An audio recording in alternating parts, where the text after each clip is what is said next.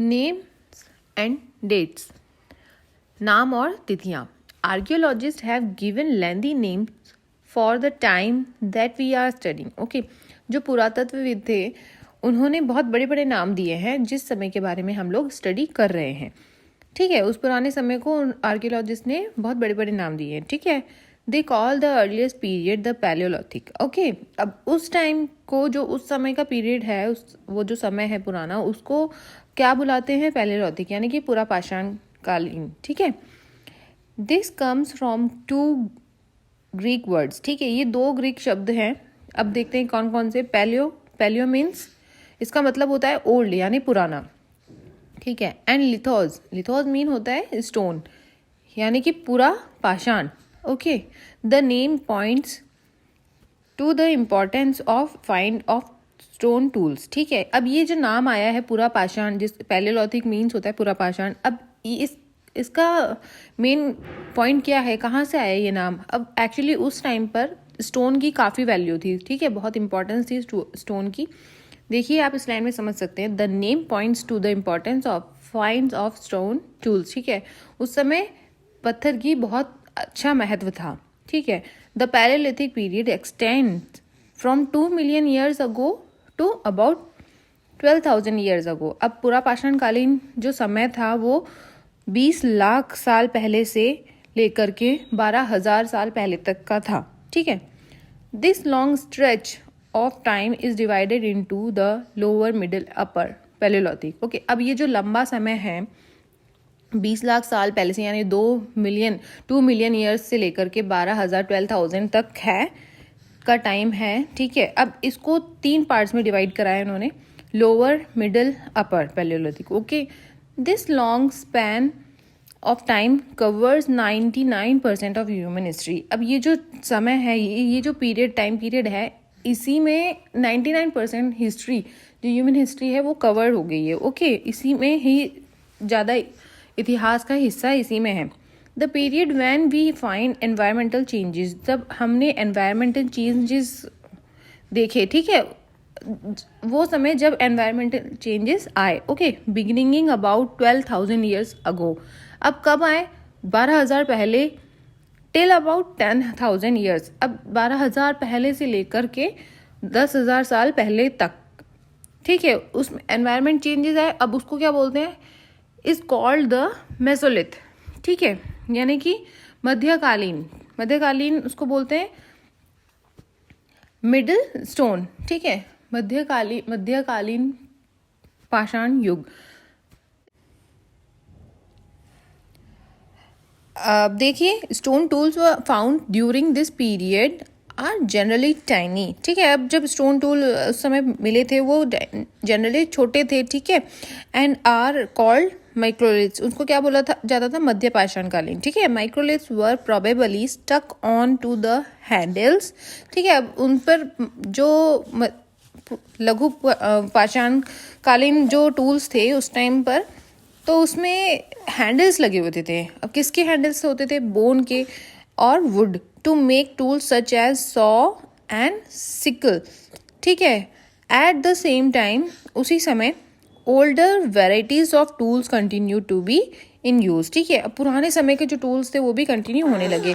The next stage from about 10,000 years ago, अब जो अगली स्टेज आई वो 10,000 साल पहले की थी. ठीक है, is known as the Neolithic, यानी कि नवपाषाणकालीन. What do you think the term Neolithic means? अब आप नवपाषाण से क्या समझते हैं? है ना, we have also mention the names of some places. अब काफ़ी नाम यहाँ पर मेंशन किए हुए हैं.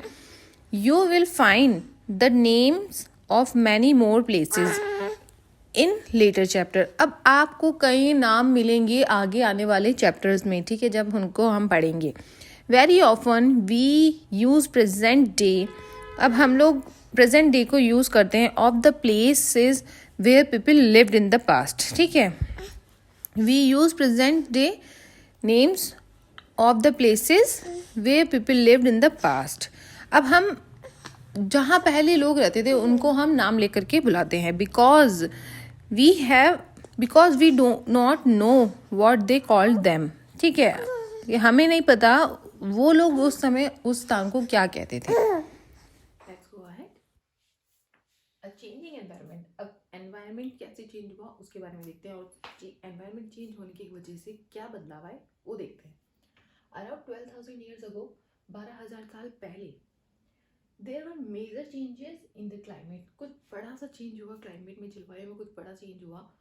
Okay, with A shift of relatively warm condition, और कुछ गर्म स्थिति पैदा हो गई, यानी कि जलवायु थोड़ी सी गर्म हो गई, एनवायरनमेंट गर्म हो गया, जिसकी वजह से बारिश हुई, इन मैनी एरियाज कई स्थानों पर, कई क्षेत्रों में, this led to the development of grassland. अब इस जो बारिश हुई इसकी वजह से बारिश हुई, और कुछ जगह ऐसे हैं जहाँ क्षेत्र ऐसे हैं जहाँ पर घास उगने लग गई। ओके, घास पैदा हुई। And also increase in the number of dear. अब देखो, इसकी वजह से ग्रासलैंड जब बन गया, बहुत सारी घास हो गई, इसकी वजह से क्या हुआ, एनिमल्स की संख्या में, यानी कि जानवरों की संख्या में वृद्धि होने लगी। In the number of dear की संख्या में, ठीक है। एंटीलोप भी एक मृग होता है, मृग यानी हिरन ही होता है एक तरह का। गोट, बकरी, शेप, भेड़ जो होती है, एंड कैटल, अदर एनिमल्स जो होते हैं, विच सर्वाइव्ड ऑन ग्रास। अब जो ग्रास पर ही डिपेंड है, घास ही उनका खाना होता है, भोजन होता है, ठीक है। इसी वजह से उनकी संख्या में वृद्धि हो गई। Who hunted these animal, अब जो लोग इन एनिमल का शिकार किया करते थे ना, फॉलोड देम, अब वो उनका पीछा करने लगे। ओके, उनको देखने लगे, उनको ऑब्जर्व करने लगे कि उनकी एक्टिविटी क्या है, वो क्या किस तरह से अपनी दिनचर्या करते हैं। Okay, and learning about their food habits, अब उनकी फूड हैबिट्स के बारे में वो नॉलेज गेन करने लगी, यानी कि वो घास खाने इस समय आते हैं। ओके, एंड ब्रीडिंग सीजन, और उनके प्रजनन जो सीजन होता है, ठीक है, उसके बारे में भी वो लोग ध्यान रखने लगे। For this people were started thinking about hurting and rearing, ठीक है। इसी वजह से जो इन सब को ऑब्जर्व करने लगे, ये सब क्रियाएं जानवरों की वो ऑब्जर्व करने लगे, इसकी वजह से ही लोगों ने शुरू किया सोचना। हर्डिंग यानी कि पशुचारण, पशु को चराना, एंड रियरिंग, पशुओं को पालना, उसके बारे में सोचना शुरू किया कि पशुचारण हम भी करा सकते हैं, उनको पाल के हम लोग भी उसको पशुचारण करा सकते हैं। तो उनको पालने के बारे में सोचा, पशुओं को, और उनको पशुचारण कराने के लिए भी सोचा। फिशिंग ऑल्सो इम्पॉर्टेंट, उस समय भी फिशिंग इम्पॉर्टेंट थी, ठीक है। The beginning of farming and herding, अब देखो, फार्मिंग यानी कि खेती की शुरुआत कैसे हुई, और हर्डिंग यानी कि पशुओं को पालने की शुरुआत कैसे हुई। सेवरल ग्रेन्स बेयरिंग ग्रासेस, अब उस समय जो पुराना समय था, उस समय क्या था, जो ग्रेन्स है यानी कि सब फसल है, घास के रूप में उगती थी, क्योंकि उस समय नॉलेज तो थी नहीं लोगों को, उस समय नॉलेज तो थी नहीं कि कौन सी फसल है और इम्पॉर्टेंट है, वो समझते थे कि घास फूसी है। ओके, ग्रेन्स बेयरिंग ग्रासेस, ठीक है, घास के रूप में उगा करती थी।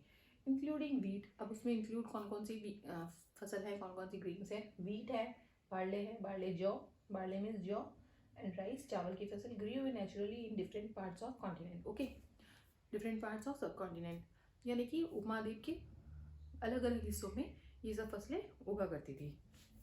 Man women and childrens collected these grains as food. Okay, इन सबको कलेक्ट किया करते थे वो खाने के रूप में। And remember also in which season the grains growing, और याद भी रखते थे कि किस सीजन में ये फसल को तोड़ रहे हैं, फसल को कलेक्ट कर रहे हैं, किस सीजन में ये फसल को कलेक्ट कर रहे हैं, वो इस बात को याद रखते थे कि मतलब इस सीजन में ये आई हैं तो हम लोग नेक्स्ट टाइम पर इसी सीजन में आएंगे। Okay, and in this way people become farmer, और इस तरह से उन्होंने क्या ऑब्जर्व किया कि इस सीज़न में ये फसल उगती है तो हम लोग भी इस सीज़न में इस फसल को उगा सकते हैं। ये चीज़ उन्होंने ऑब्जर्व की, जो उन्होंने बीज कलेक्ट की, यानी कि वीट एक बीज ही होता है, ठीक है। उन्होंने सोचा कि हम नेक्स्ट टाइम इसको इस समय पर उससे पहले उगा देंगे और फिर इसका पौधा उगेगा, तो इस तरह से वो क्या कहलाए, अब आगे जाके एक फार्मर के रूप में कहलाए। People try to attract animals by living food for them, ठीक है। अब लोग क्या करते थे उस समय, एनिमल्स को अट्रैक्ट करने के लिए भोजन छोड़ते, लिविंग फूड, भोजन छोड़ दिया करते थे उनके लिए, जानवरों के लिए, नियर देयर शेल्टर्स, अपने जो शेल्टर्स के पास में ही, ठीक है, अपने घर के पास में ही वहाँ पर खाना छोड़ दिया करते थे जानवरों को अट्रैक्ट करने के लिए। The first animal tamed was wild dog. Okay, अब पहला जो जानवर जो पाला गया, पहला जो जानवर पाला गया था उस समय एक जंगली कुत्ता था। Okay, later people encouraged other animals. उसके बाद लोगों ने इसी प्रक्रिया से, यानी कि खाना रख के, खाना अपने घर के पास रख करके और जो जानवर थे दूसरे उनको अट्रैक्ट करने की कोशिश की, ठीक है। Later people encourage other animals, इसी प्रक्रिया से उन्होंने दूसरे जानवरों को भी आकर्षित किया। These animals such as sheep. अब इन एनिमल्स में कौन कौन से एनिमल्स थे? सच एज शीप यानी कि भेड़, गोट, बकरी, कैटल, अदर जो होते हैं जानवर, and also pig lived in heard. Pig भी पशु उसमें रहा करता था, यानी कि पिग को भी पशु के रूप में पाला गया। Okay, people protect these animals. अब जो जानवर उन्होंने पाले हैं उन एनिमल्स को प्रोटेक्ट करने की कोशिश करते थे। किससे? वाइल्ड एनिमल्स से, ठीक है, उनको जंगली जानवरों से बचाने की कोशिश किया करते थे। And that's why they became herders. अब इसी वजह से उनको पशुपालक कहा गया।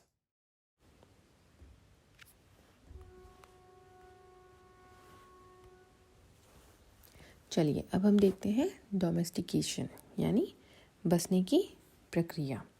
Is the name given to the process in which people grow plants and look after animals. ये वह प्रोसेस है, इसका ये जो बसने की प्रक्रिया नाम जो है, इसमें क्या होता है, उसमें जो लोग थे उस समय के वो क्या क्या करते थे, प्लांट्स को ग्रो किया करते थे, यानी कि प्लांट्स लगाया करते थे और उसके जो एनिमल्स होते थे उनकी देख रेख किया करते थे। Okay, very often plants and animals that are tended by people became different from wild plants and animals. Okay, अब कई बार क्या होता था, जो उस समय के लोग ने जो पौधे या जानवर अपनाए होते हैं, अक्सर जो जंगली पौधे और जानवर होते थे ना उससे अलग होते थे, ठीक है, उससे डिफरेंट होते थे, है ना। This is because people select plants and animals for domestication. इसी के वजह से ही ना, अब इसी की वजह से यह है कि बसने की प्रक्रिया की दिशा में अपनाए गए पौधे और जानवर लोगों उसको, है ना, उसका चयन करते थे, लोग उसका चुनते थे, ठीक है। मतलब क्या हमको पालना है, क्या हमारे लिए यूज्ड है, जो वीट है, जौ है, जो भी फसल उनके लिए यूज़ होती थी उनको वो अपना लेते थे, ठीक है। इसी तरह से जानवरों का भी है। देखते हैं नेक्स्ट क्या है। For example, they select those plants and animals that are not prone to disease. वो उदाहरण के लिए वो ऐसे जानवरों को और पौधों को, ऐसे जानवर और पौधों को चुनते थे जो जिसमें कोई बीमारी ना हो, यानी कि जिसमें जल्दी से कोई बीमार नहीं पड़ते हों, ठीक है। They also select plant that yield large size green, ठीक है, ऐसे भी प्लांट को सिलेक्ट करते थे जो जिसमें बड़े दाने निकलते हों, ठीक है, बड़े बीज निकलते हों, ठीक है। एंड हैव स्ट्रॉन्ग स्टॉक्स, और यानी कि उनको लंबे समय तक के लिए उनको रख सकें। Capable of bearing the weight of the ripe grain, ठीक है। अब वो लोग क्या किया करते थे, अब एक तो उन्होंने बीमार होने वाले जो पौधे और एनिमल्स उनको अवॉइड करते थे, ठीक है, इस चीज़ को ध्यान रखते थे। अब यही नहीं, लोग उन्हीं पौधों को चुनते थे जिनसे बड़े दाने वाले अनाज पैदा होते थे, मैंने अभी आपको समझाया। साथ ही क्या करते थे, जिनकी मजबूत डंठलें होती है ना, ठीक है, अनाज के पके दानों का भार संभाल सके, ठीक है, ऐसे पौधों को वो चयन करते थे। ऐसे पौधों के बीजों को संभाल कर रखते थे, ठीक है, दे स्टोर्ड इट, स्टॉक रखते थे उनका, ताकि फिर से वो उसको उगाने के लिए यूज़ कर सके। ओके, अब क्या करते थे वो, ठीक है। अब उसको देखो, select plants are preserve and sown to ensure that at new plants you will have the same quality. अब उसी क्वालिटी का आपको प्लांट चाहिए तो उसके जो बीज हैं, यानी कि जो भी फसल पैदा हुई है उस टाइम पर उसके जो बीज बचे हैं उसको रखते थे नेक्स्ट टाइम उसको बोने के लिए, वही फसल प्राप्त करने के लिए। Okay, amongst animals those that are relatively gentle are selected for breeding। अब क्या करते थे वो लोग उस समय, उन्हीं जानवरों को आगे प्रजनन के लिए चुनते थे जो आमतौर पर अहिंसक होते थे, ठीक है, जो हिंसा नहीं करते थे, गुस्सैल टाइप नहीं होते थे, यानी कि खून खराबा नहीं करते थे, ज़्यादा झगड़े में आक्रामक नहीं होते थे वो, ठीक है। वो ऐसे ही जानवरों का चयन करते थे। As a result gradually domesticated animals and plants become different from wild animals. अब फिर इसका रिजल्ट क्या निकलता था? इसका रिजल्ट यही निकलता था सामान्य रूप से, अब जो बसाए हुए यानी बसने की प्रक्रिया डोमेस्टिकेशन, ठीक है, अब जो पाले गए यानी कि जो पाले हुए एनिमल्स हैं और जो अपनाए हुए पौधे हैं वो जंगली पौधों से और जंगली जानवरों से डिफरेंट होते थे, ठीक है। For example the teeth and horns of wild animals. अब जो दांत होते हैं ना, अब वो है ना वाइल्ड एनिमल्स के और जो पालतू जानवर होते हैं उनके डिफरेंट होते हैं, are usually much larger than those of domesticated animals. अब जो जंगली जानवरों के दांत होते हैं वो ज़्यादा तीखे होते हैं, बड़े होते हैं, और जो पालतू जानवर होते हैं उनके दांत कम तीखे होते हैं और छोटे भी होते हैं। ये देखिए, आप एग्जाम्पल इस पिक्चर में देख सकते हैं, ठीक है। Look at these two set of teeth, which do you think belongs to a wild pig and which to a domesticated one? Okay, जो छोटा है ना, अब जो छोटा टीथ है वो डोमेस्टिकेटेड है, ओके, और ये जो बड़ा वाला टीथ है ये वाइल्ड पिग का है, okay. Domestication was a gradual process that took place in many parts of the world। अब ठीक है, अब जो डोमेस्टिकेशन की जो प्रक्रिया है वो अब अलग अलग स्थानों पर अपनाई गई, ठीक है, संसार में अलग अलग स्थानों पर अपनाई गई। It began about 12,000 years ago. अब ये कब शुरू हुई थी? 12,000 साल पहले अपनाई गई, ठीक है, अपनाई गई या शुरू की गई। Virtually all the plant and animal produce that we use as food today is a result of domestication। अब जो उस समय पर जो लोगों ने फसलों को अपनाया था, जो जानवरों को डोमेस्टिकेट किया था यानी कि पाला था, ठीक है, आज भी क्या वही चीज़ हम लोग फॉलो करते हैं, ठीक है। उसी चीज़ का रिजल्ट जो निकला है कि हाँ इस फसल को उगाना चाहिए और ऐसे जानवरों को पालना चाहिए, तो आज भी वो चीज़ फॉलो होती है। Some of the earliest plants to be domesticated. अब उस समय के कुछ प्लांट्स हैं जो है ना, some of the earliest plant, उस समय के जो प्लांट्स थे to be domesticated were wheat. अब क्या अपनाई गई फसलें थी, अब देखते हैं ये, है ना, वर वीट थी एंड बार्ले और जौ थी। The earliest domesticated animals include sheep and goat. अब उस समय जो पालतू जानवर बनाए गए उनको, यानी कि जिन जानवरों को पाला गया वो शीप और गोट थे, ओके।